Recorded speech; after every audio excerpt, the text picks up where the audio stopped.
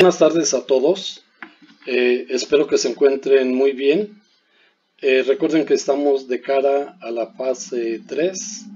Les recomendamos que se queden en casa y que se protejan. Bien, en esta ocasión vamos a presentar un tema nuevo, miembros en flexión, vigas. El contenido de esta clase virtual es el siguiente.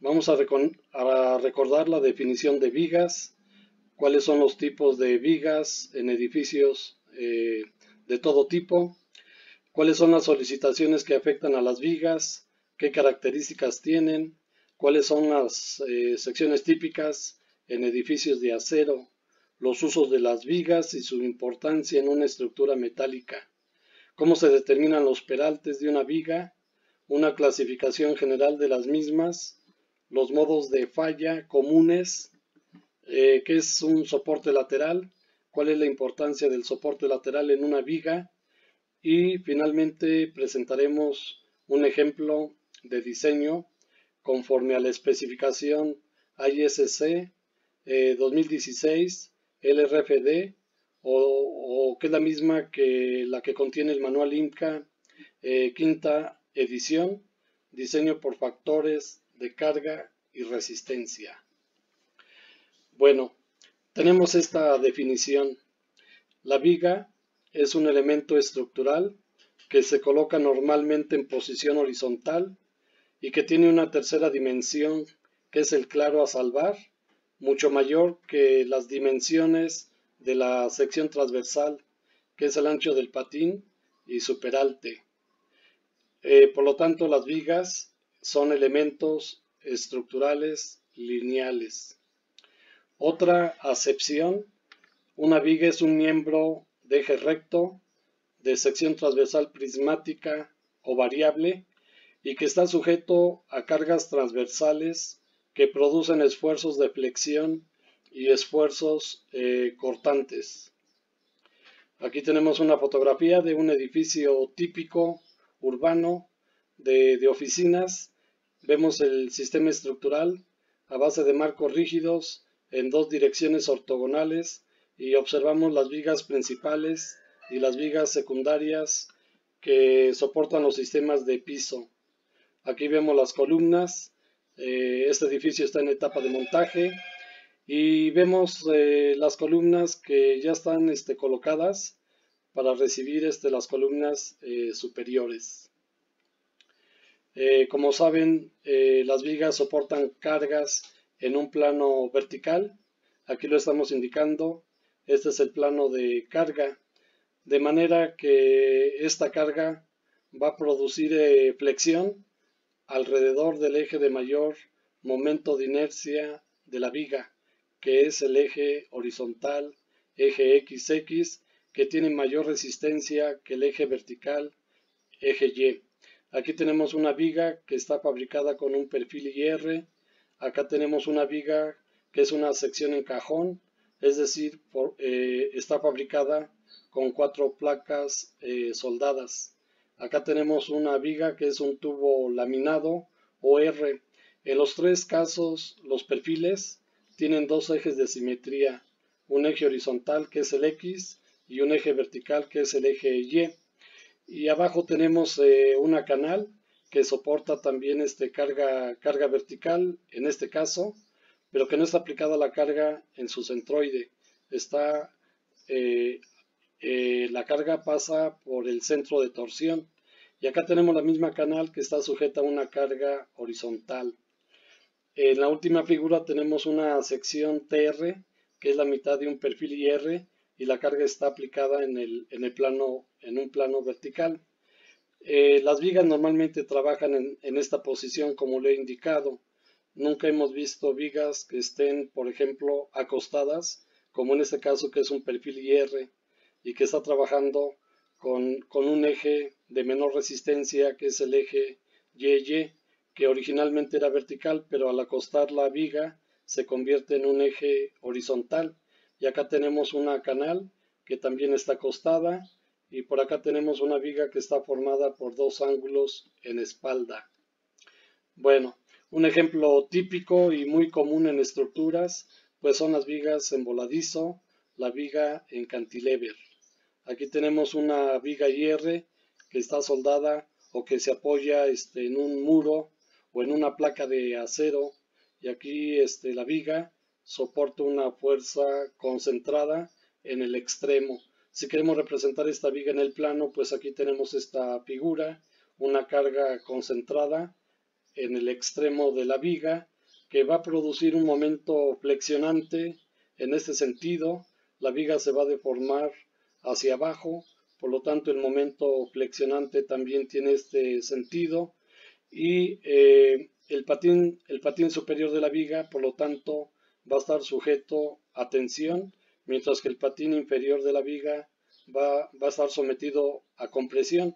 Es decir, esta fuerza vertical va a producir un momento flexionante en la viga, que va a ser el producto de la fuerza por el claro o la longitud de la viga en voladizo, y ese es el momento flexionante para el cual se tiene que diseñar esta viga en cantilever.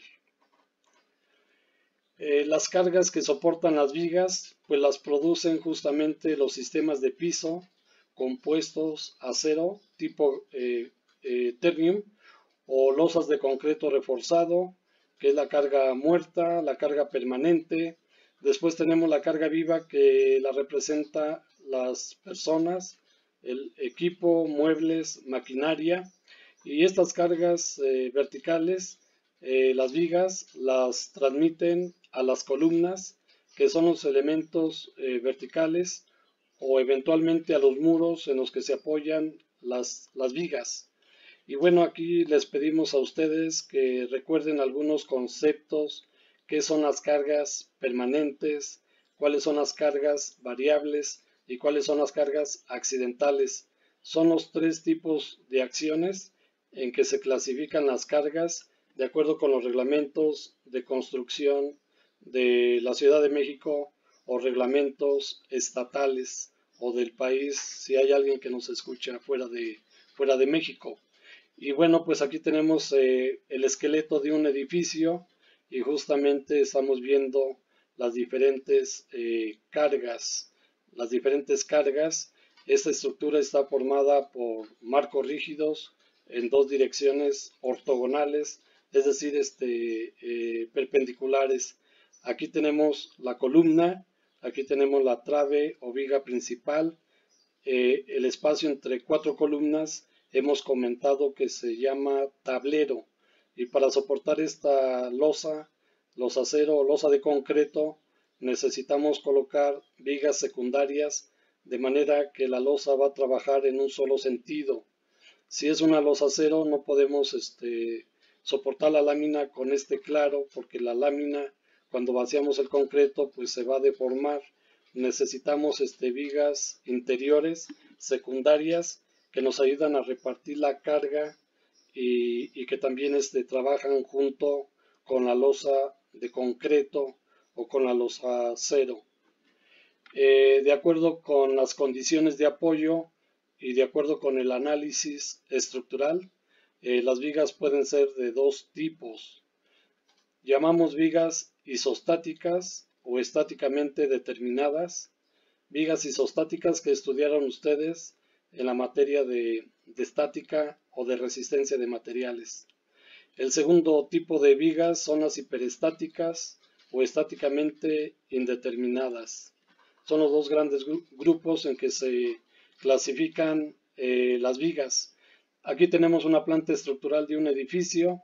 Observen ustedes, este es un tablero formado por cuatro columnas, y aquí tenemos una marca que indica que son las vigas secundarias TS.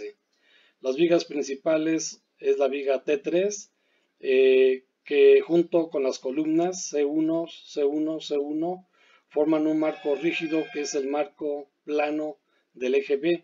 Pero esta misma columna C1, si observan ustedes, pertenece a otro marco rígido longitudinal, que es el eje 2, de manera que una columna pertenece simultáneamente a dos marcos rígidos. En este caso, el marco del eje B y el marco del eje 2. De esta manera la columna con estas traves forma el esqueleto resistente, rígido y dúctil de un edificio de acero. Abajo tenemos los perfiles que estamos proponiendo para este edificio. Las columnas son C1 y también tenemos columnas C2. Tenemos vigas secundarias que son las TS. Tenemos vigas principales que son T1, T2 y T3. Ustedes pueden ver aquí las marcas T3. Por acá tenemos una trave T2. Y bueno, en este edificio también estamos proponiendo un sistema de contraventeo vertical que va a estar constituido por tubos OR de 6 pulgadas por media pulgada de espesor de pared. Los detalles que presentamos acá abajo de la planta pues se refieren al sistema de piso compuesto acero concreto. Aquí tenemos la losacero Ternium y aquí tenemos una nube que representa la losacero. La primera parte es la lámina, la segunda parte es la malla electrosoldada y la tercera parte de esta nube es el concreto reforzado. Y aquí abajo estamos viendo las características del Ternium. Comercialmente se conoce como Galvadec o Ternium 25, calibre 22, que es el espesor de la lámina. La lámina tiene 6 centímetros de peralte, 6 centímetros corresponden al grueso de la capa de concreto sin tomar en cuenta el concreto que está en los valles de la lámina. El concreto suele ser de 250 kilos por centímetro cuadrado, la malla electrosoldada es 6,6, 10,10 y los pernos conectores de cortante, en este caso son de 7 octavos que son 22 milímetros de diámetro con una longitud de 90 milímetros y los pernos conectores están colocados a cada 2 valles. Se colocan pernos conectores de cortante en los patines de las vigas secundarias para que esta viga con la losacero trabaje como una sección compuesta. Las vigas principales T3 pues también colocamos pernos conectores de cortante. Entonces esta es una planta estructural y en ella se indica todos los elementos estructurales, columnas, vigas secundarias, traves o vigas principales, contraventeos y los detalles de la losacero. Esto es muy importante para su proyecto de composición estructural o composición arquitectónica. Y bueno, aquí tenemos una foto de un entrepiso donde estamos viendo justamente las columnas. No corresponde a la planta anterior, pero aquí tenemos las columnas OC, que son columnas circulares. Aquí tenemos las vigas principales que van de columna a columna. Y todas las vigas que se apoyan entre traves, pues son vigas secundarias, como en este caso. Esta viga es secundaria, no llega a columnas y se está apoyando en esta trave o viga principal y en esta viga interior. Aquí también estamos presentando una viga terciaria que se apoya entre vigas secundarias. Es el caso cuando en este entrepiso tenemos una mayor concentración de cargas en esta área. Aquí están viendo ustedes los castillos para los muros de mampostería de tabique rojo recocido, pero normalmente nosotros recomendamos muros ligeros, totalmente prefabricados para reducir el tiempo de construcción del edificio. Decíamos que hay vigas estáticamente determinadas y vigas estáticamente indeterminadas. Acá tenemos una viga simple, libremente apoyada. Los apoyos son A, B. Esta viga, las dos, soportan una carga uniformemente repartida.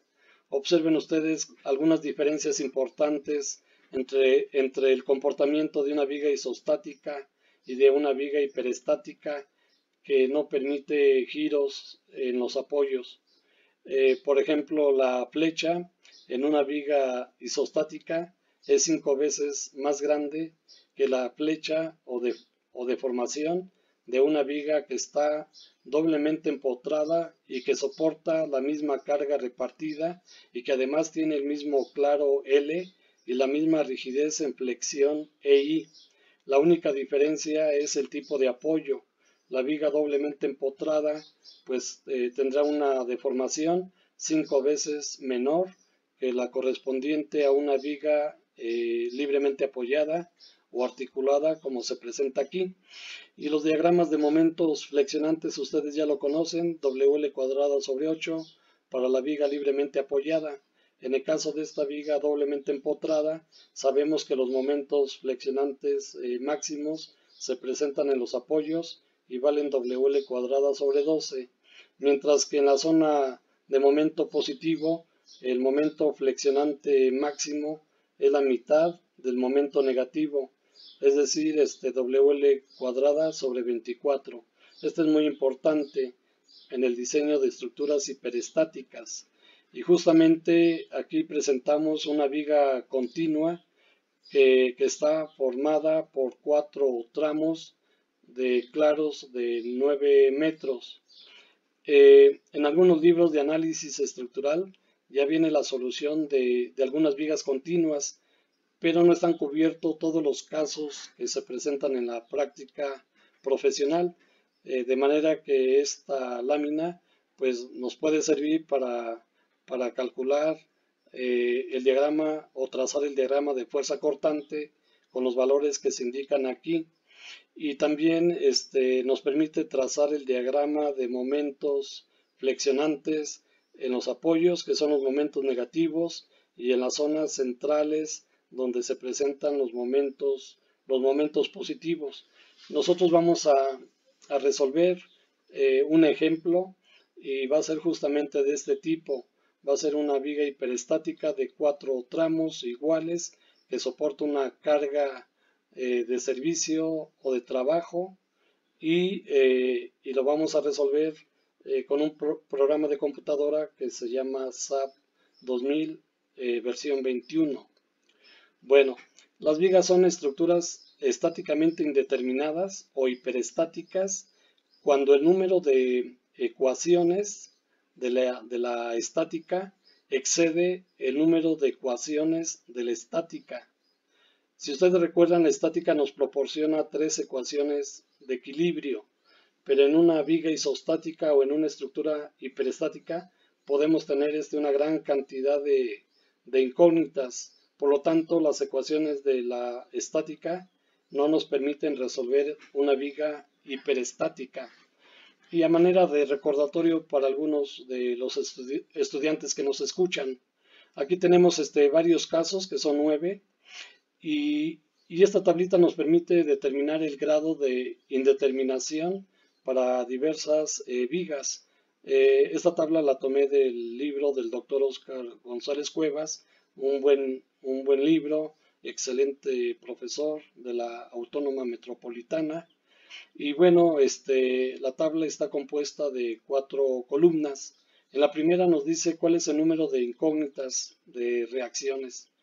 Y luego en la siguiente columna aparece un 3 que corresponde justamente al número de ecuaciones que proporciona la estática, sumatoria de fuerzas en X, sumatoria de fuerzas en Y suma de momentos respecto a un punto.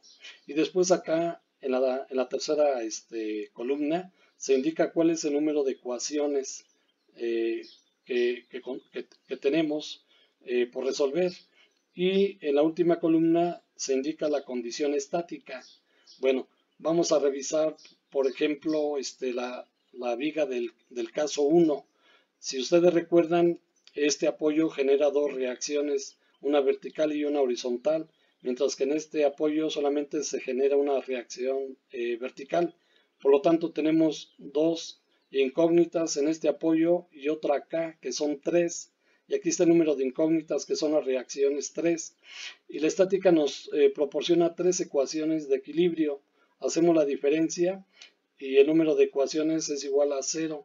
Por lo tanto, esta viga que estamos indicando, su condición de acuerdo con la estática, pues es estáticamente determinada.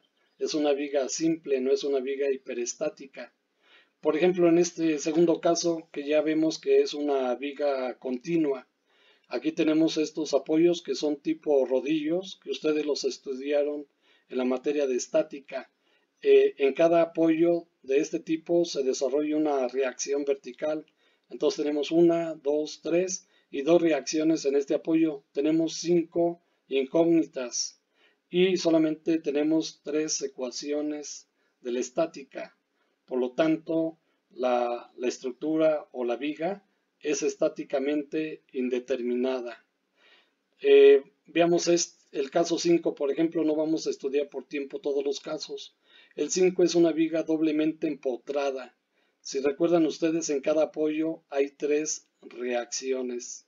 Dos apoyos, apoyo izquierdo, apoyo derecho. Número de reacciones 6. Número de ecuaciones que proporciona la estática 3. Por lo tanto, la viga es estáticamente indeterminada, es decir, es hiperestática y es una viga de grado 3, doblemente empotrada.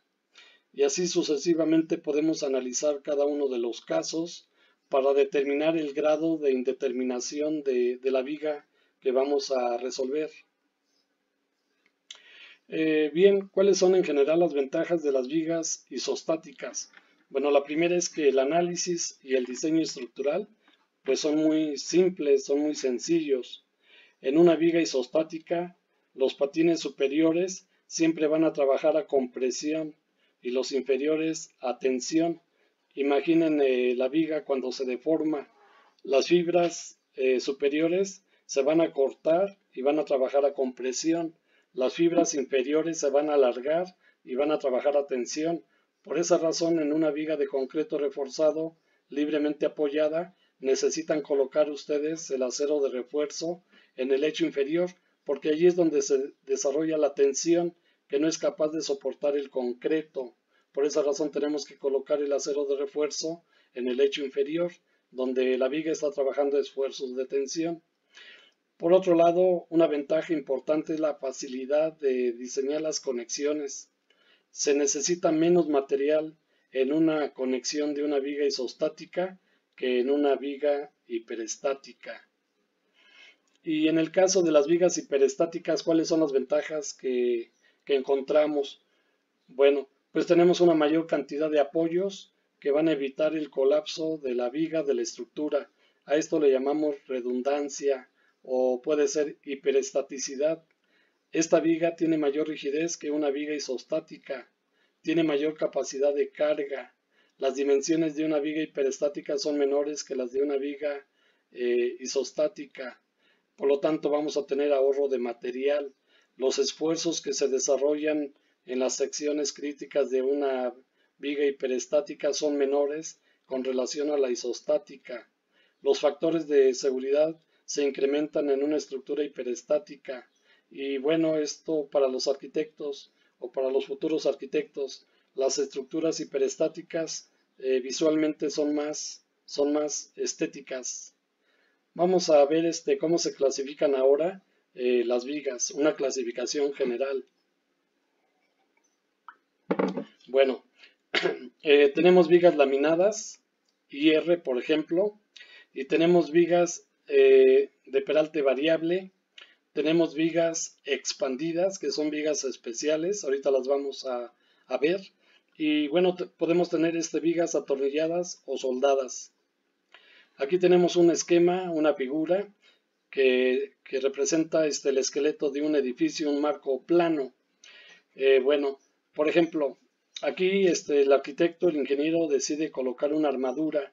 Pues las armaduras se conocen como vigas de alma abierta y tienen la ventaja porque a través del alma, que está justamente vacía, se permite el paso de las canalizaciones o de los ductos. Y acá abajo tenemos una viga expandida. Enseguida vamos a ver cómo se fabrican estas vigas y qué ventajas tienen con relación a las vigas laminadas. Y acá abajo tenemos la viga típica laminada IR. Bueno, el uso de cualquiera de estas vigas pues nos conduce a utilizar un factor de comportamiento sísmico diferente. Eso es lo que puedo comentar de momento, pero vamos a analizar. Tenemos una viga laminada que es una viga IR. En México las vigas IR, las más convenientes, se producen en 10, 12, 14, 16, 18, 21, 24, 27, 30, 33, 36, 40 pulgadas de peralte. Más bien, los peraltes más grandes son los que se producen en Estados Unidos. En México solamente tenemos tamaños hasta 18 pulgadas. Bueno, esta es una viga laminada que produce Gerdau y Altos Hornos de México. Y por acá tenemos una viga equivalente, pero es una viga IS que se fabrica en taller con 3 placas soldadas, cuando en el mercado nacional no encontramos una viga laminada IR. Del lado derecho tenemos una viga atornillada. Observen que se requieren muchas placas o muchos perfiles. En este caso necesitamos las 2 placas horizontales que son los patines. Tenemos una tercera que es el alma que los une. Y luego tenemos unos ángulos. Y en los ángulos tenemos que hacer unos agujeros para conectar el ala con el alma, el ala vertical con el alma y el ala horizontal con el patín de la viga, con el patín superior de la viga. Bueno, nosotros preferimos en general pues las vigas laminadas IR. Aquí arriba tenemos una viga que se fabricó en taller con 3 placas soldadas. Ustedes pueden apreciar los cordones de soldadura de filete longitudinales que se colocaron por ambos lados de la viga. Este proceso para fabricar vigas con 3 placas soldadas en un taller se utiliza el proceso de arco sumergido. Y bueno, desde el punto de vista del peralte de las vigas, pues acá abajo tenemos vigas que son de peralte variable. Aquí tenemos la columna y vemos que el mayor peralte de la viga es justamente en el apoyo. Acá también tenemos una bodega Lumen en la Ciudad de México. La columna, que es de una sección muy esbelta, está soportando esta trave de fuerte peralte, y el peralte de la trave, como observan ustedes, se va reduciendo. Estas vigas se diseñan de acuerdo con el diagrama de momento flexionante. Como sabemos que en los apoyos el momento flexionante es más grande, aquí se necesita más peralte, más material, y a medida que nos alejamos al centro de la viga, pues se requiere una sección menor, de acuerdo con el diagrama de momentos flexionantes. Y acá en la izquierda pues es el mismo caso. El peralte mayor de la viga es en las columnas, que son los apoyos, y la viga va reduciendo su peralte en la zona central. Y estas placas verticales que ven aquí pues se llaman atiesadores. Aquí van a llegar vigas secundarias que se van a conectar a la viga principal con soldadura o con tornillos. Pues estos son la manera en que se clasifican las vigas. Tenemos un tercer tipo de viga que les comentaba, que son vigas expandidas. Estas vigas se fabrican a partir de perfiles IR laminados. El perfil IR se corta en el alma con cortes de tipo hexagonal, como se ve aquí. Después que se cortan las dos partes del perfil, que se tienen las 2 partes del perfil, se desfasa la parte superior y se pueden soldar algunas placas o simplemente desfasar la parte superior sobre la parte inferior, y con esto se logra un incremento de peralte del 50% con el mismo material. Esto se hace en Europa desde hace muchos años porque el alma del perfil IR está diseñada para soportar la fuerza cortante, pero la fuerza cortante no suele ser crítica en el diseño de vigas de estructuras de acero para edificios urbanos. Por esa razón, entonces, la ventaja es incrementar el peralte en un 50% y con el mismo material. Y la ventaja, como ven ustedes, a través de estas aberturas que se hacen, pues pueden pasar ustedes las canalizaciones, los ductos y los plafones, para no tener que perder altura, porque luego tienen que colgar las instalaciones del patín inferior de la viga, y en este caso pasan a través del alma. Entonces es una ventaja importante. Y estas vigas expandidas las podemos utilizar para salvar grandes claros, por ejemplo en los estacionamientos de los edificios comerciales o de oficinas. En un estacionamiento el propietario no les va a obligar a que coloquen plafones, de manera que las vigas expandidas son totalmente aparentes y en cierta manera pues tienen un nivel de estética agradable. Como se ve aquí, tienen la ventaja de que al haber incrementado su peralte en un 50%, entonces ahora podemos salvar claros mucho más grande. Observen esto, los que son de la ciudad de Morelia, Michoacán, cuando visitan Plaza Las Américas, pues allí pueden encontrar este tipo de vigas expandidas. Solicitaciones en las vigas. Bueno, pues aquí tenemos una viga libremente apoyada que soporta una carga uniformemente repartida. Como saben ustedes, de un análisis estructural, ustedes ya son capaces de trazar el diagrama de fuerza cortante y de momento flexionante. ¿Cómo hacen esto? Pues tienen que hacer un corte, una sección cualquiera en cualquier posición a lo largo del claro de la viga, y establecen las ecuaciones de la estática, sus ecuaciones de equilibrio. Y con las ecuaciones de equilibrio pueden establecer o determinar la ecuación de fuerza cortante y de momento flexionante.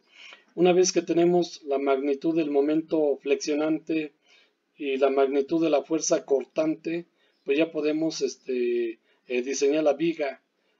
Aquí está un isométrico de una viga con la carga transversal, y esta carga vertical va a producir un momento flexionante alrededor del eje horizontal, que es el eje de mayor resistencia, y esta carga vertical produce el momento, pero el momento lo podemos descomponer en un par de fuerzas. Compresión para el patín superior, como ven ustedes, el sentido de las fuerzas es compresión, y abajo vamos a tener esfuerzos de tensión. Bueno, pero tenemos una fuerza vertical cortante, y esa fuerza vertical cortante genera este diagrama de esfuerzos cortantes, donde el esfuerzo cortante máximo lo tenemos aquí, justamente en el eje centroidal horizontal. Los esfuerzos cortantes son nulos en las fibras extremas, y si ven que aquí hay un cambio abrupto en el diagrama, es porque estamos pasando del patín al alma. Y los esfuerzos cortantes pues van a depender aquí, como lo indica la fórmula, FB es la fuerza cortante B por Q, que es un momento estático de primer orden entre el momento de inercia de la viga respecto al eje X y entre el ancho de la viga. Para fines prácticos, la distribución de esfuerzos cortantes se toma uniforme y se puede calcular rápidamente como la fuerza cortante entre el área del alma de la viga. AW simplemente es el peralte total de la viga, o sea, es esta placa vertical que estamos colocando aquí con una pantalla por el espesor del alma, que es TW. Entonces directamente, si conocen la fuerza cortante en cualquier posición o ubicación de la viga, podemos calcular los esfuerzos cortantes de manera muy rápida. Generalmente en los apoyos es donde se puede tener la mayor fuerza cortante en el caso de una viga isostática. ¿Cuáles son las secciones típicas de vigas? Pues en la primera clase presentamos a ustedes cuáles son los perfiles estructurales laminados. Y si recuerdan ustedes la nomenclatura del IMCA, tenemos los perfiles IR, los perfiles IS. Podemos tener la combinación de perfiles, un perfil IR con una canal, o podemos tener un perfil IR con dos placas soldadas en los patines, un perfil IR con unas placas soldadas a ambos patines. Podemos tener dos ángulos para formar una sección en cajón, dos canales frente a frente para formar una sección en cajón. Podemos tener una viga tipo cajón a partir de 4 placas soldadas. Podemos tener una viga formada por dos canales en espalda y con unas placas en patines. O podemos tener una viga para cargas ya más grandes, que son dos perfiles IR paralelos, y sobre los patines podemos soldar dos placas, como se ve aquí en las líneas punteadas. de manera que podemos usar un perfil laminado si las cargas no son importantes, o podemos usar varios perfiles, como se indica en estas figuras, cuando la viga sola IR no tiene suficiente resistencia a la flexión. Por esa razón tenemos que adicionar cubreplacas o hacer secciones en cajón. Y si son cargas relativamente de baja magnitud, pues podemos usar un tubo circular, un tubo cuadrado, un tubo circular con una T. Podemos usar dos tubos rectangulares con un elemento vertical o una T. El ingeniero y el arquitecto tienen que proponer la sección más conveniente para las vigas. En general, les puedo afirmar que para estructuras de edificios urbanos, la mejor elección son los perfiles IR, porque les decía que tenemos peraltes hasta de 40 pulgadas. Bueno, aquí tenemos una foto. Esta es una obra de la estructura de la UNAM, Campus Morelia. En aquella época no se podía conseguir los perfiles laminados, de manera que se tuvieron que fabricar con placas soldadas. Aquí vemos ya todas las vigas de los sistemas de piso que se han fabricado en taller y que se han almacenado aquí en la obra. Y acá atrás estamos viendo los trabajos preliminares de excavación y de muros de mampostería.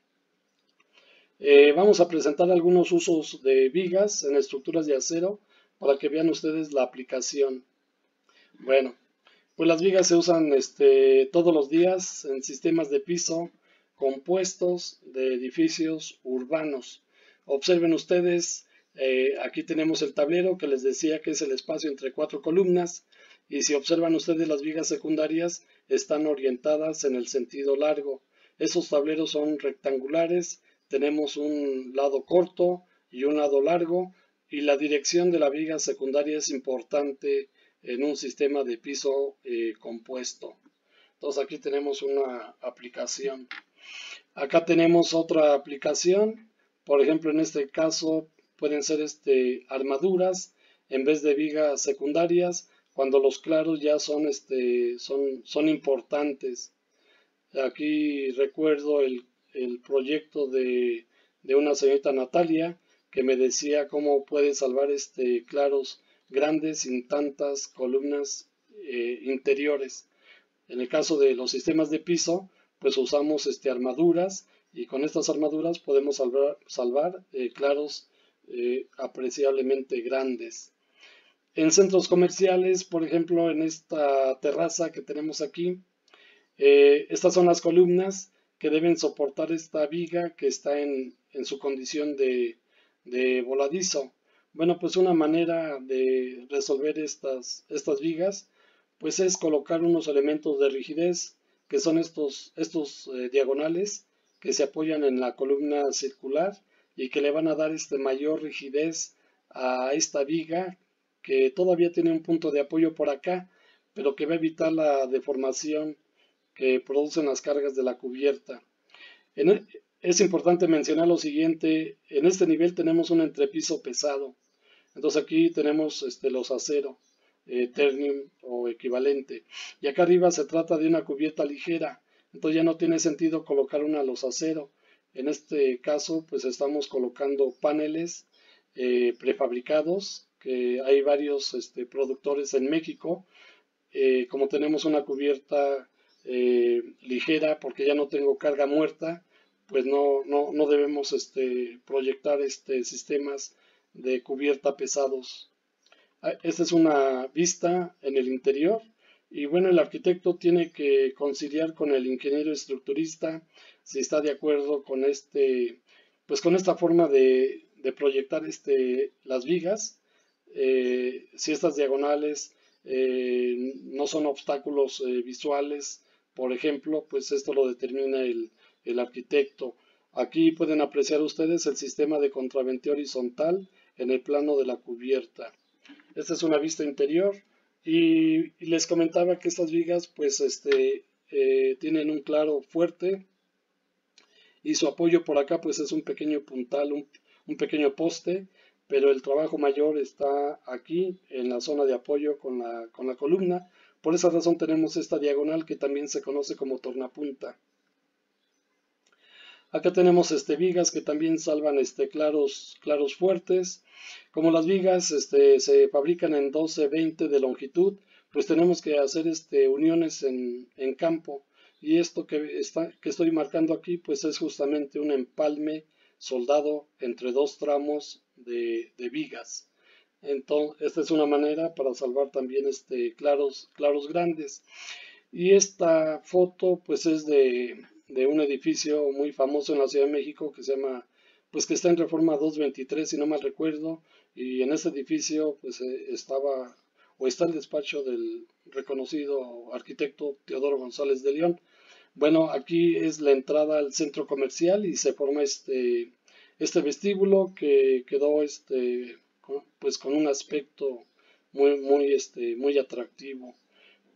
Son tubos circulares de grandes dimensiones a manera de contraventeo en B, y aquí tenemos la viga principal que se suelda a las columnas, y después tenemos un reticulado de vigas de menores dimensiones con una cubierta ligera que puede ser cristal seguramente en este caso.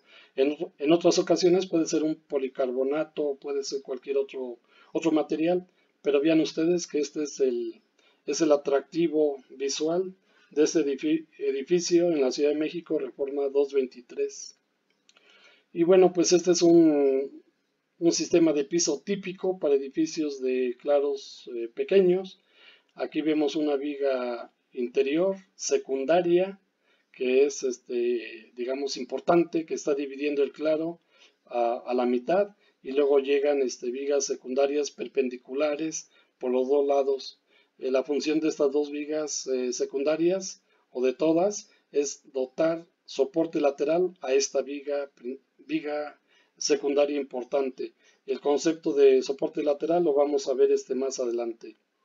Otra vez, el arquitecto pues es el responsable del proyecto arquitectónico y puede proyectar tableros irregulares, no necesariamente cuadrados o rectangulares como se ve aquí en esta imagen. Muchas veces por razones de arquitectura, pues el edificio tiene algunos elementos atractivos que le van a aportar riqueza, y no necesariamente los tableros tienen que ser regulares. Y bueno, pues en edificios altos en la Ciudad de México, Santa Fe, Polanco, Reforma, San Ángel, etcétera, pues actualmente se están construyendo muchos edificios altos, y aquí vemos que las vigas son fundamentales en todo proyecto arquitectónico y estructural, porque son los elementos que van a definir las superficies horizontales, que son las superficies de trabajo donde los usuarios van a desarrollar sus actividades cotidianas. Bueno, en un sistema de piso compuesto acero concreto, es importante que ustedes sepan cuáles son las variables que deben de resolver. Primero, tenemos que escoger el calibre de la lámina. Me conviene calibre 22 y 24, que son los más usuales. ¿Cuál es el grueso de la capa de concreto reforzado? 6 centímetros de grueso será suficiente. ¿Cuál es la separación de las vigas secundarias? De 2 a 2,80 metros. Si las pongo más cercanas, ¿qué implica esto? Si las alejo más, ¿qué implicaciones tiene esto? Es muy importante. ¿Cuáles son las dimensiones de los pernos conectores de cortante ASTM A108? Pues van a depender también del espesor de la capa de concreto, y la separación de las vigas de piso, las vigas secundarias, pues depende también. Las colocamos más o menos a estas separaciones para evitar problemas de vibraciones.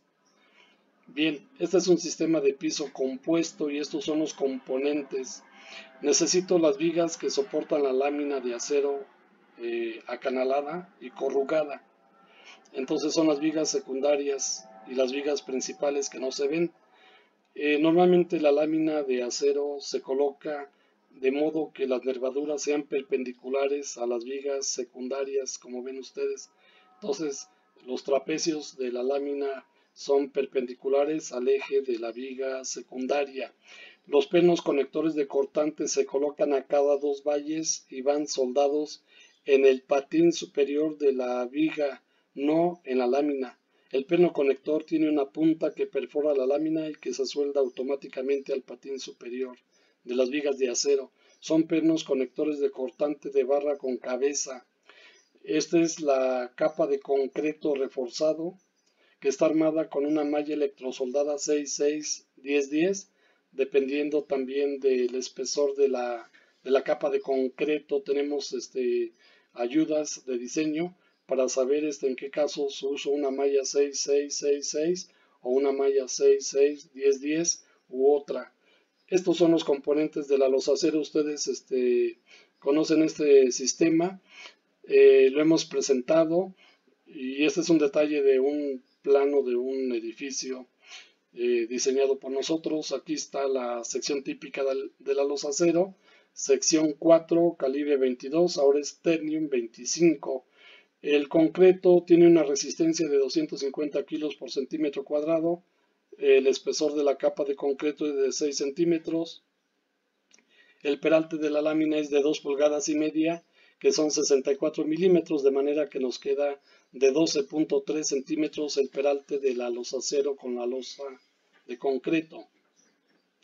Y por acá tenemos unos cortes donde estamos presentando los pernos conectores y la losacero con las dimensiones que les había indicado de la capa de concreto y de la lámina. Esta es una viga principal y en este caso también, y la diferencia es la colocación de los pernos conectores. Por ejemplo, si se trata en este caso de pernos de 16 milímetros de diámetro, los pernos conectores se colocan a cada 30 centímetros en la trave principal, y en este caso que está a la derecha se coloca, bueno, es la misma indicación, a 60 centímetros en trave secundaria y a 30 centímetros en trave principal. Entonces aquí está la recomendación que hacemos para la colocación de los pernos conectores de cortante. Para diseñar las vigas compuestas, pues en México tenemos un buen programa que desarrolló mi gran amigo Carlos Incunegui para vigas compuestas. Basta con alimentar la información general de la viga, como se ve aquí, el ancho de patines, el espesor de la capa de concreto, el claro de la viga, la separación entre vigas, el ancho tributario que se llama BE, que aquí está indicado, que son 2.50 metros, la resistencia del concreto 250 kilos por centímetro cuadrado, el módulo de elasticidad del concreto, el tipo de lámina comercial, o sea, 0.25, el peralte de la lámina, el ancho de la canaleta, la separación entre canaletas. Alimentamos las cargas y el programa revisa de acuerdo con el reglamento de construcciones del Distrito Federal. Aquí están los datos de la viga de acero que se toman del manual Inca, y el programa calcula inclusive las deformaciones. Por ejemplo, aquí dice carga viva más carga muerta sin apuntalar, carga viva más carga muerta apuntalada, la deformación correspondiente al flujo plástico del concreto, la deformación por contracción, la deformación por carga viva más carga muerta sin apuntalar. Y tenemos que comparar estas deformaciones contra las que indica el reglamento de construcciones, porque la viga se tiene que diseñar por flexión, por cortante, por flecha y por vibraciones.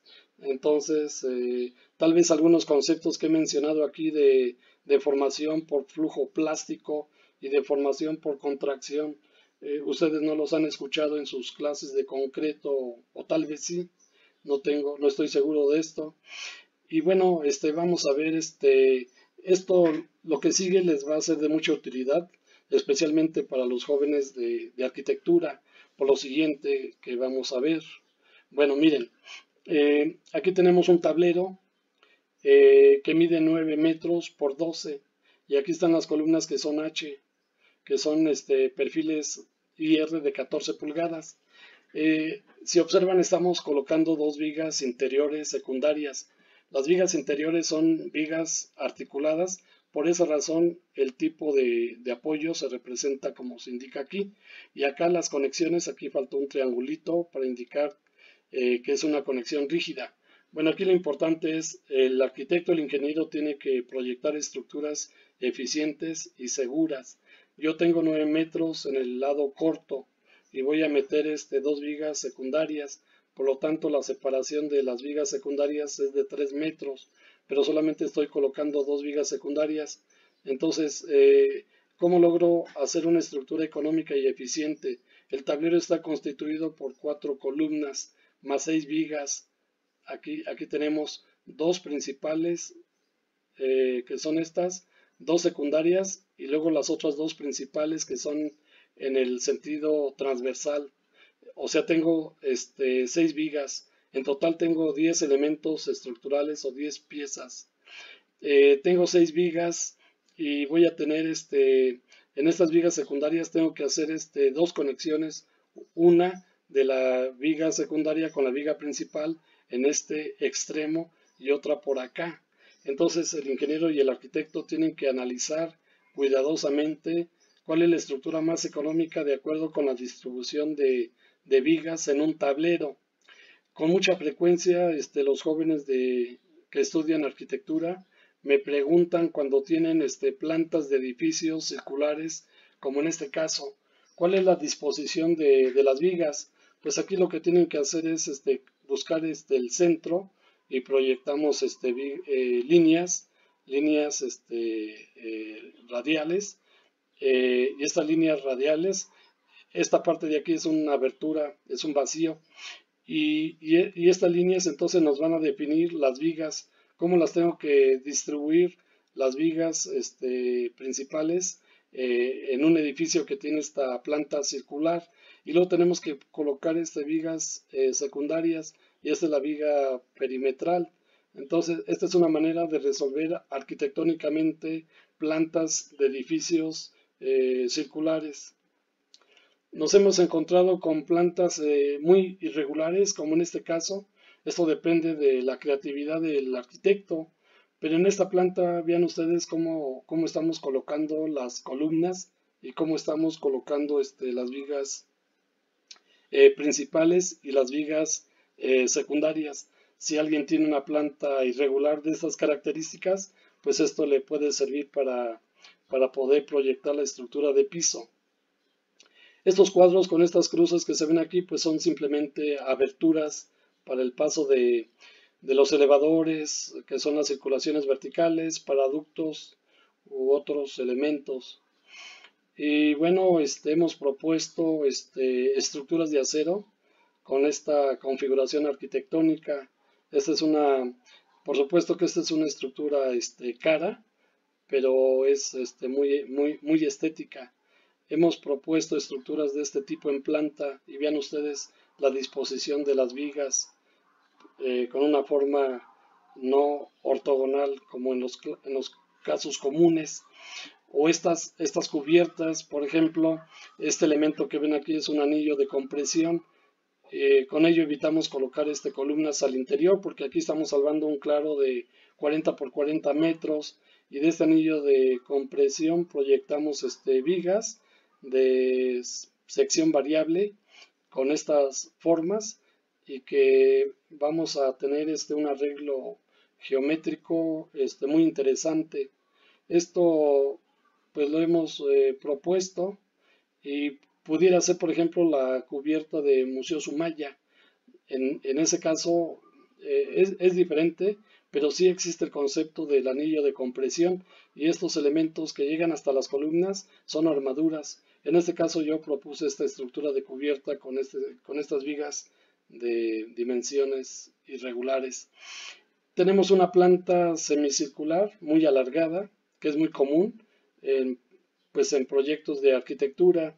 Y nuevamente decirle a los jóvenes que están estudiando arquitectura, busquen por aquí un centro y trazamos líneas radiales que nos van a definir perfectamente la distribución de las vigas principales y de las vigas secundarias para formar la estructura. Y abajo pues es una estructura rectangular muy simple. ¿A qué quiero llegar? Pues a que ustedes no tienen límite para proyectar estructuras con tableros irregulares o con vigas con vigas también totalmente irregulares, como en este caso. Este es en la Ciudad de México. Vean, en este edificio se tienen claros libres que generan grandes áreas. Y actualmente los edificios de acero en la Ciudad de México se venden como esqueletos, y cada propietario de cada nivel adapta sus espacios de acuerdo a sus necesidades, pero esos espacios ya los pueden hacer ustedes con muros prefabricados tipo Duroc, tabla roca, madera, Contec o cualquier otra panel W, Cofintec, etcétera. Hay una gran cantidad de materiales, pero este es nuestro concepto estructural de salvar grandes claros con vigas que no son rectas, sino son circulares, como se ve aquí en esta imagen, que son edificios de 25 pisos en la avenida Reforma de la Ciudad de México. Este es un detalle justamente de otro edificio, y aquí se ve la distribución de las vigas en planta. Esto es lo que tienen que hacer los jóvenes que llevan la materia de composición arquitectónica. Tienen que representar la estructura en planta, digamos, el nivel más 15. Y si observan ustedes, el arquitecto proyectó aquí unas terrazas irregulares, y eso no debe ser ningún problema. Vean ustedes cómo podemos salvar o resolver estructuralmente estas terrazas o estos volados con estas vigas diagonales, y con estas vigas que son las vigas principales T2, y que en un momento dado pudiera ser la misma en este volado T2, pero aquí hubo un cambio de sección de T2 a T1, podría ser la misma. Y luego aquí tenemos aberturas en una planta, porque hay un domo. Y bueno, pues en cada abertura ustedes tienen que colocar vigas terciarias, porque tenemos que delimitar la abertura para no debilitar también la losa de piso, que es un diafragma. Un edificio tiene una estructura horizontal, que son los sistemas de piso, y tiene una estructura vertical, que son los marcos rígidos. Entonces, las dos estructuras tienen que estar rigidizadas, y en el caso de las aberturas, rigidizamos todo su perímetro, marcando con estas vigas terciarias que se indican acá. Y la nube, pues es la que les había comentado de la losa acero. Todas estas son aberturas, interrupciones del diafragma de la losa, ¿de acuerdo? Y así es como se orientan las vigas secundarias. Y bueno, ustedes van a tener la presentación, y aquí está la solución. Aquí están los elementos estructurales, cuántos tipos de columnas tengo, 3, K1, K2, K3, cuántos tipos de traves tengo, de T1 a T5. Tenemos un sistema de contraventeo, que es un perfil OR, aquí está su forma. Tenemos armaduras, aquí están las diagonales, aquí están los puntales, y tenemos contraventeos en otros ejes.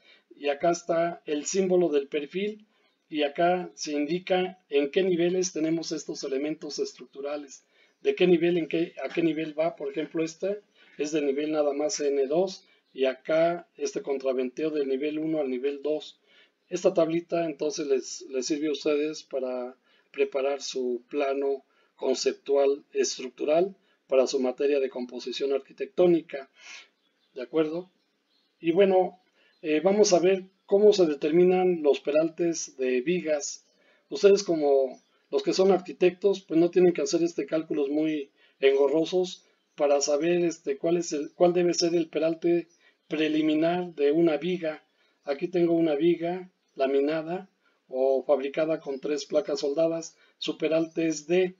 Y acá en el eje horizontal yo tengo el claro que voy a salvar, y en el eje vertical tengo el peralte de la viga. Entonces es muy sencillo. Si no quieren usar esta gráfica, apliquen la regla. El peralte de una viga laminada o soldada, el peralte D, va a ser el claro a salvar entre 20. Veamos un ejemplo. Yo tengo que salvar 15 metros, que es un peralte más o menos interesante en edificios de acero, de oficinas, porque yo necesito grandes espacios. Bueno, aquí me define el peralte menor, y acá me define el peralte mayor. Yo puedo tomar un peralte medio, me coloco aquí en esta parte de la gráfica, y encuentro aquí el peralte.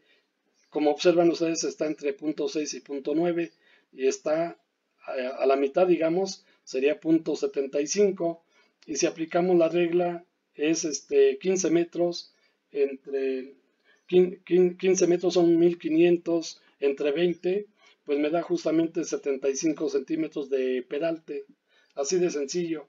El claro máximo que salvan las vigas IR, yo lo detengo hasta 18 metros porque necesito una viga de 90 centímetros. Después, para claros más grandes, ya resolvemos con armaduras, porque las vigas laminadas nos permiten salvar claros desde 3 metros, digamos hasta 18 metros. Entonces la regla es muy sencilla.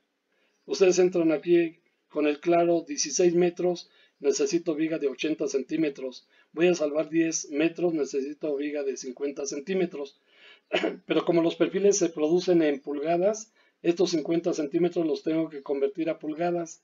Por lo tanto, para una viga que tiene un claro de 10 metros, necesito una viga IR de 21 pulgadas.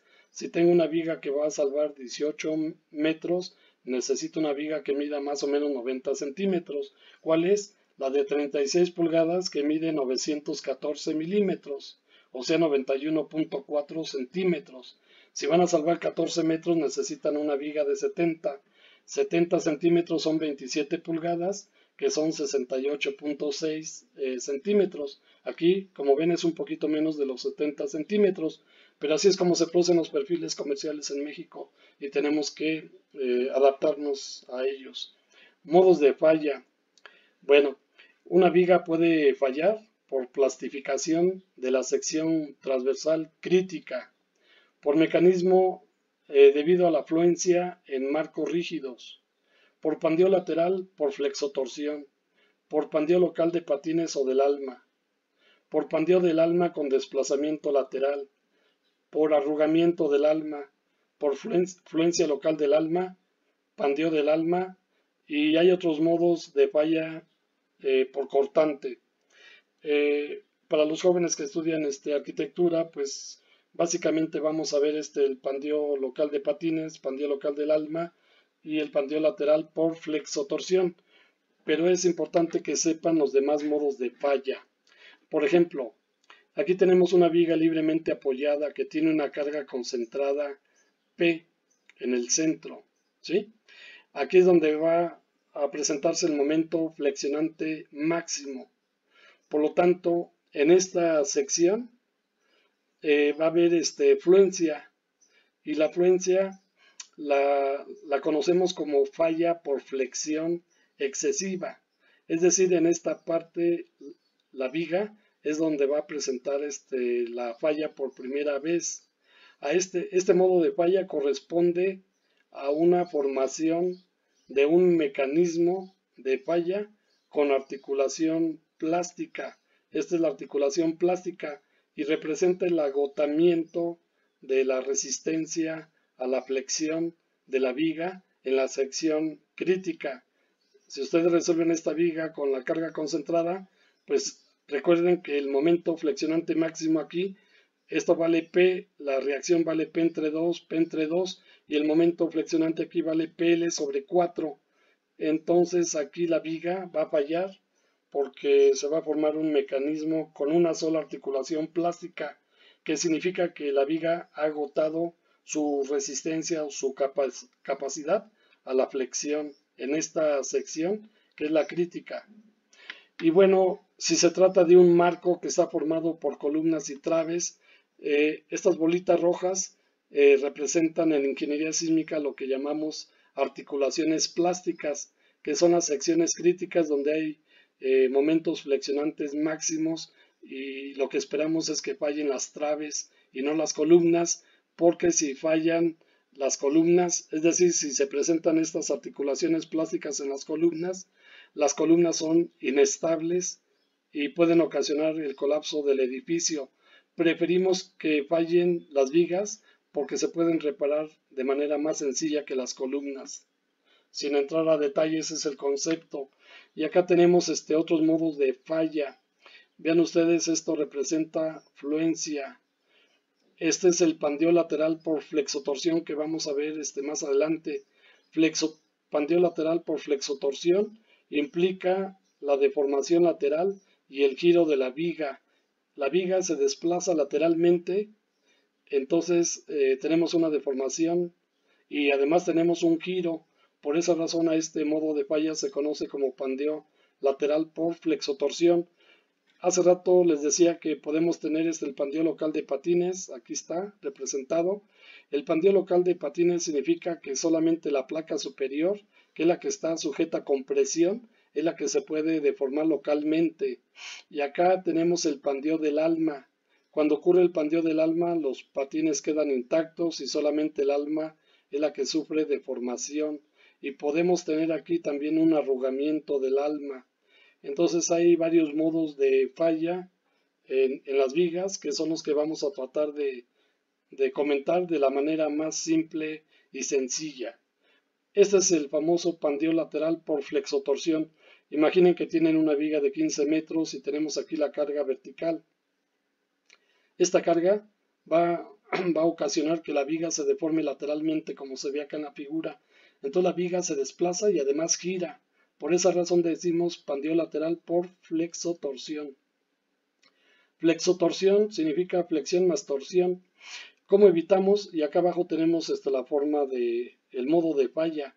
Vean ustedes cómo se desplazó lateralmente la viga, se salió de su plano y sufrió esta deformación como indiqué acá.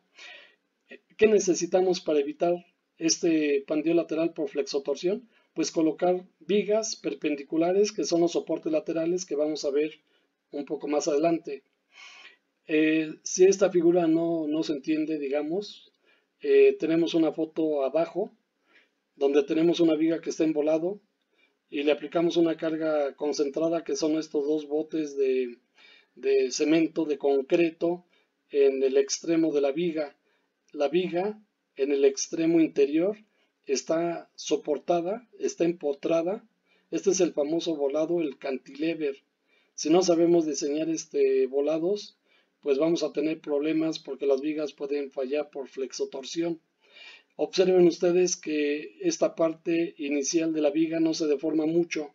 La deformación se presenta de manera importante en la sección media y en el extremo de la viga, y se observa claramente que la viga se salió de su plano, era vertical, y vean ustedes cómo giró, o sea, casi se acuesta la viga. Esto es pandeo lateral por flexotorsión de una viga en voladizo, como se indica aquí. Este modelo es de laboratorio, pero pues sirvió de base para entender el comportamiento de las vigas en voladizo y para poderlas diseñar. Bueno, entonces acá tenemos los modos de falla. Miren, este es el pandeo local de patines. El alma y el patín inferior quedan intactos y solamente se deforma el patín superior. Y este es el modo de falla de pandeo local del alma. Los patines que son paralelos no sufren deformación y la placa que se deforma es la placa central, que es el alma. Y cuando decimos patín en compresión o pandeo pandeo local en el patín comprimido, nos referimos a esta placa superior que está con presión, o sea, patín comprimido, patín a compresión, y pandeo local por la deformación que presenta cuando este patín se somete a carga de compresión, mientras que el patín inferior está trabajando a tensión, ese no se va a pandear. El problema es el que trabaja a compresión, que sí se va a deformar. Y aquí tenemos una planta de una viga en la que mostramos su deformación lateral. Y aquí está una vista AA, la posición original de la viga y luego la posición deformada y girada, que es la posición que se marca con la línea discontinua. Y acá estamos presentando el pandeo local del alma y por acá estamos presentando el pandeo local de patines, que son estas figuras que están a la derecha. Espero que con estas figuras más o menos se entienda los conceptos de los modos de falla en una viga, que son problemas de inestabilidad. Este modo de falla corresponde al desplazamiento lateral del alma y este es un arrugamiento local. Y esto pues se evita de manera muy simple. Donde tenemos una carga concentrada, abajo tenemos que colocar un atiesador por ambos lados del alma de la viga. En cada punto donde una viga o una trave principal reciba una carga concentrada debida a la reacción de una viga secundaria, tenemos que colocar atiesadores, que son placas verticales que van a impedir que el alma sufra esta deformación local. Los atiesadores son los ángeles de la guarda en estructuras de acero. Y bueno, pues aquí tenemos ese fenómeno que les comentaba. Y los modos de falla que tenemos a la derecha son modos de falla por cortante. Pandeo diagonal del alma por cortante. Aquí está la fuerza cortante. En una sección cualquiera de una viga tengo fuerza cortante y tengo momento flexionante. Siguiente subtema, pues ¿qué es un soporte lateral? Y además, ¿cuál es la función de los soportes laterales? Bueno, las dos funciones importantes de un soporte lateral. 1. Evitar el desplazamiento lateral y giro de la viga, el famoso LTB, que es el pandeo lateral, por flexotorsión. 2. Incrementar la resistencia de la viga o su capacidad. Si tenemos una gran cantidad de soportes laterales en una viga, pues ocurren dos cosas: que no va a ser una estructura económica y nos va a costar mucho colocar una buena cantidad de vigas secundarias. Por esa razón limitamos las separaciones a las distancias que les comenté, de 2.20 a 2.80, por ejemplo. Si las ponemos más separadas, vamos a tener problemas de vibración. La eficiencia de un soporte lateral va a depender de la posición en donde coloquemos dicho soporte y justamente del número de soportes laterales. Por ejemplo, acá tenemos una viga secundaria. Dijimos que las vigas secundarias son elementos estructurales isostáticos. Su momento flexionante es W²/8.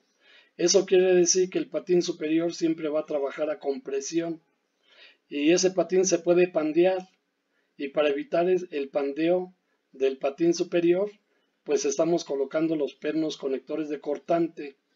Estos pernos conectores de cortante van a unir la viga de acero con la losa de concreto y de esta manera se evita el pandeo lateral por flexotorsión.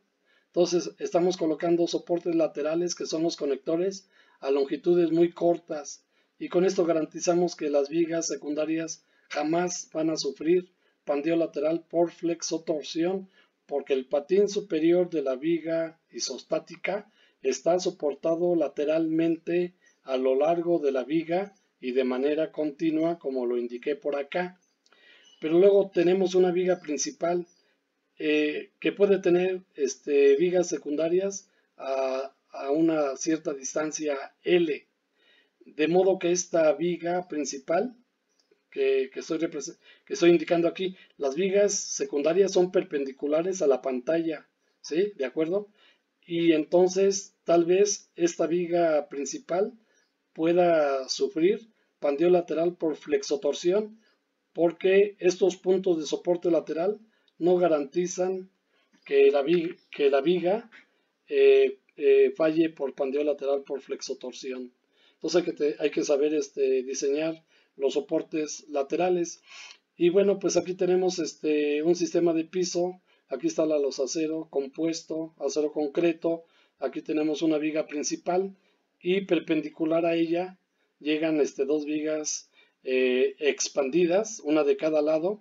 Y decíamos que estas vigas son isostáticas. Aquí la conexión que estamos haciendo es acortante.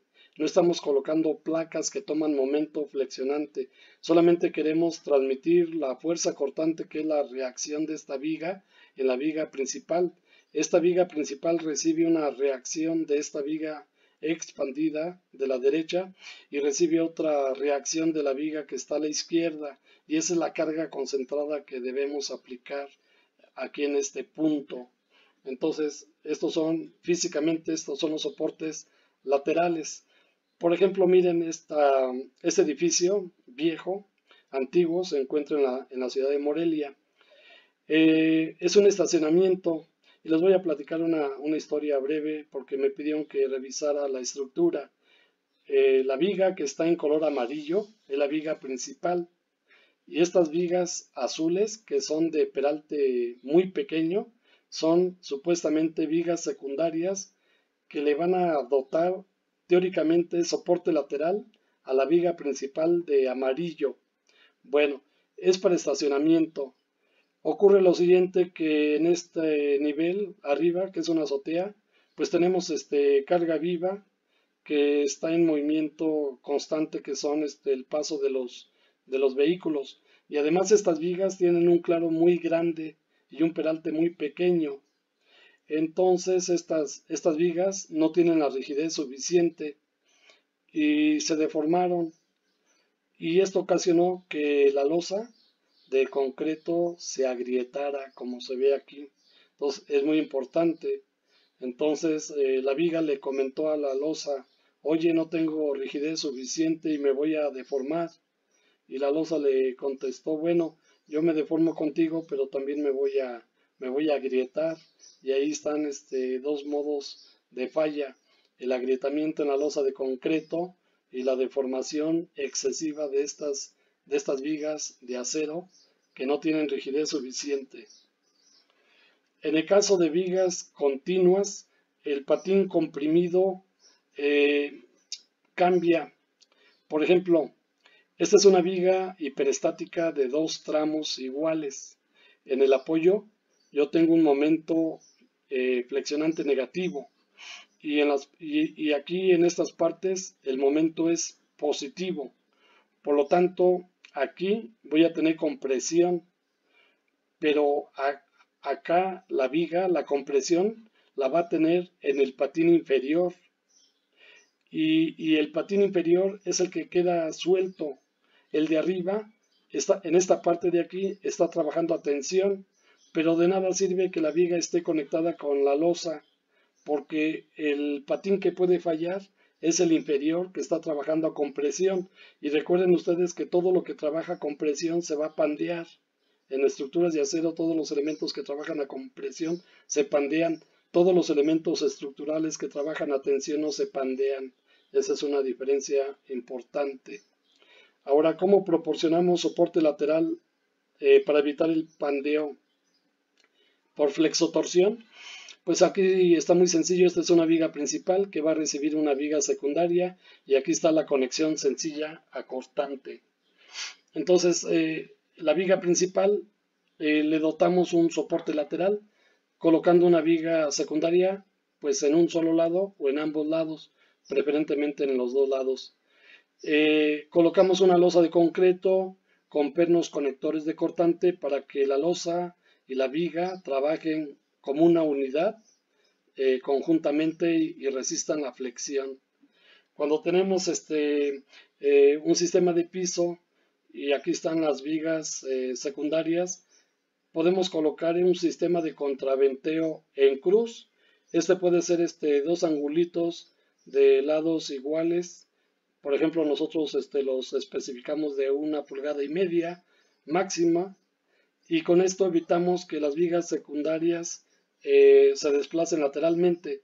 Aparte que la losa de concreto pues impide ese movimiento, pero con esto ya estamos garantizando también totalmente evitar el pandeo lateral por flexotorsión. Por ejemplo, en los puentes, esto es muy común. En un puente carretero o urbano, estos elementos en cruz se llaman diafragmas.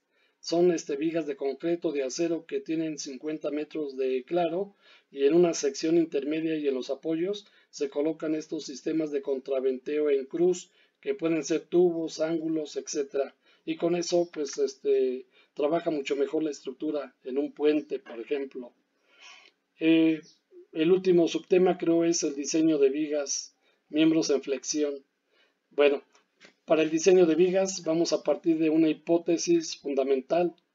El acero, no hay que olvidar, es un material elastoplástico perfectamente plástico, elástico, plástico perfectamente. ¿Qué significa eso? Que el comportamiento del acero tiene una etapa elástica lineal, que es la ley de Hooke. El esfuerzo es directamente proporcional a la deformación unitaria hasta este punto donde termina la ley de Hooke. Después los esfuerzos ya no se incrementan y la viga se va a deformar de manera indefinida y va a desarrollar su momento plástico. Si ese es el comportamiento ideal, en teoría, así queremos que se comporte una viga, pues tenemos que garantizar que no ocurra ningún problema de inestabilidad de ningún tipo. ¿Cuáles son? Pues el pandeo lateral por flexotorsión, el pandeo local de patines, el pandeo local del alma, que no haya falla por cortante, que no haya fractura, que no haya fatiga y que no ocurra la falla frágil. Si nosotros como diseñadores cuidamos estos modos de falla y especialmente los evitamos, pues vamos a obtener diseños eficientes y económicos. Una viga se diseña por flexión, por momento flexionante, se diseña por cortante, tenemos que revisar la deflexión y tenemos que revisar las vibraciones. El punto 3, que es deflexión, y el punto 4 son estado límite de servicio, que no afectan la seguridad estructural de la viga, pero que sí van a afectar su funcionamiento. A nadie le gusta ir a un centro comercial y que la estructura de piso vibre de manera violenta. Eso ocasiona muchas molestias a los visitantes, a los usuarios. El diseño por flexión y el diseño por cortante son estado límite de falla 1 y 2, estado límite de falla 3 y 4, estado límite de servicio.